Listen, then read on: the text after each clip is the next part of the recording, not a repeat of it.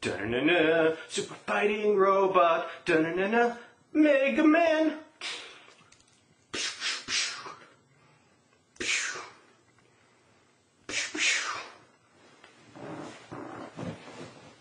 Welcome to another Talking Without a Script is a Bad Idea. If you're watching this, you probably saw the other one, all 42 of you. And I'm going to have to tell you that it's still a really bad idea. Today's episode is going to be co-hosted by Joe the dog. That would be him. He is a dog. I don't know what kind of dog he is. He's licking himself now because he understands comedic timing. Now, some people have asked me about the other Talking Without a Script is a Bad Idea and why I use such a horrible cut. I don't think they understand the concept. See, the concept is you record it whenever the mood strikes you. I mean, right now, I just got out of the shower. I haven't shaved, and I'm overweight. I have no business being on camera. And yet here I am, talking without any kind of a script whatsoever. And, like before, I probably will simply eventually just end up staring at the camera for minutes on end with absolutely no idea what I'm going to say. Oh yeah, I just got that. It's freaking cool. Look at this, folks. Have you ever seen on the news when people are all like, oh no, the Wii Zapper, for the Nintendo Wii, it's too much like a gun. It's, teaching our kids bad things. This was for the original Nintendo.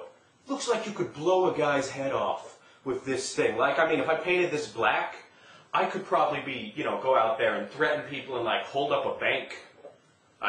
They'd ask what's with the cord. It's a laser gun. It's attached to a battery. People are stupid, right? They believe it was a laser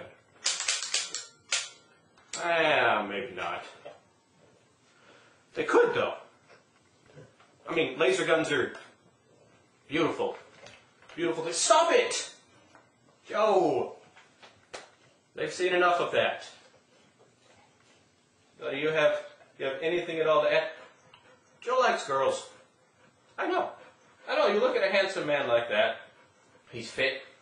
He's beautiful. You'd think he was more into the guys, but he's not. He's into the girls. He likes to stare at them and do other things to them. It's a wonderful world he lives in, where he licks himself and hangs out with girls, as Joe is wont to do. Okay, I'm going to have to complain about something because I have nothing else I know how to talk about. I hate the word blog, and I hate the blogosphere. And I don't hate them for any real reason. I mean, it all mostly boils down to the fact that blog is the most uncomfortable, unpleasant word in the entire universe to say that has ever been invented. People who say it are horrible people. I'm a horrible person for even having had to say it to you people. Typed. It's not so bad. B-L-O-G. I spelled that right? B-L-O-G. Doesn't mean anything. But you say it, and it's like poison dripping from your mouth. Blog. I hate it. I hate it. I also hate that the blogosphere has basically shown, well, you know how people, I guess the internet has given everyone a voice. And it turns out that people have nothing to say. They have nothing to say. People talk about how great the blogosphere is and how wonderful it is that you're able to go on there and read about some mother who had her child barf all over her. Or someone else tells you how to rip a phone book in half. Yeah, no one has anything to say. Pretty much, other people are a better edited, slightly better scripted version of me. That's right. I am the blogosphere. Like this. Maybe a little bit wittier. Not me wittier. The blogospheres. The blogs. They're witty. They have the wit. Right there. Imagine the blogosphere is right at the edge of, it's like past. A little bit past. But the blogosphere is just, it's gossip. That's all it is. It's just a new way for people to gossip. And people are mean, too. Because not only are they gossiping, but people are mean when they gossip, but now they get to gossip without any chance of anyone having any idea who they are or who they're talking about. So they're evil. They're evil and they're mean. And the internet is like, and you'd think people would be like, oh, only women gossip. That's not true. I mean, it may seem like that at first because you're on the internet and you're like, hey, the internet's full of women. No. There are very few women on the internet, my friend. There are a lot of people who wish they were women, and a lot of people who are discovered pretending to be a woman gets them more attention. A study was suggested, a study was done, and it was suggested that on the internet, there are no lesbians.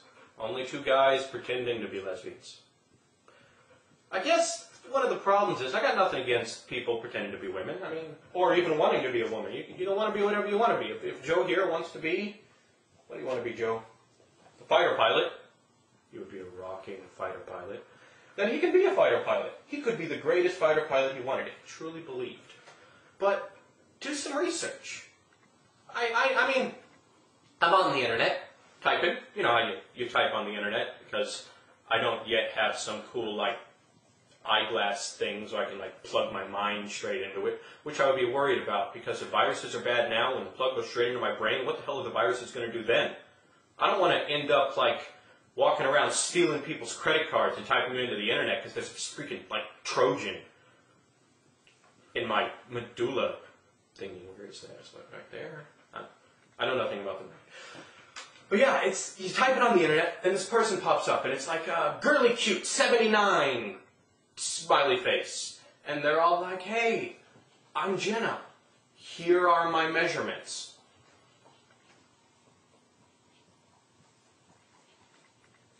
How many girls do you know start conversations by telling you their physical measurements?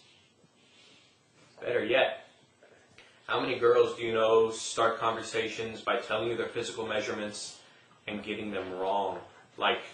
Not even making any sense. The person would have to be shaped like some kind of inverted pear or something. That's the kind of measurements they give you. And not only that, but guys, the breast size isn't this static thing. You people are all seriously, it's not I'm a C cup. I was a C cup from the age of 5, and I'll be a C cup when I die. That's not how it works. I remember when I had to get my first bra. And it's this long, arduous process. And for the longest time, I refused to get a new bra because I didn't want to have breasts that big. In my head, I was petite. I was really petite. And I wanted to stay petite. I'm not petite anymore. I gained 15 pounds, maybe more, and it was horrible. My bra was cutting into my shoulders, and none of them fit anymore, and I had to just break down and admit that I'd gone up, sizes.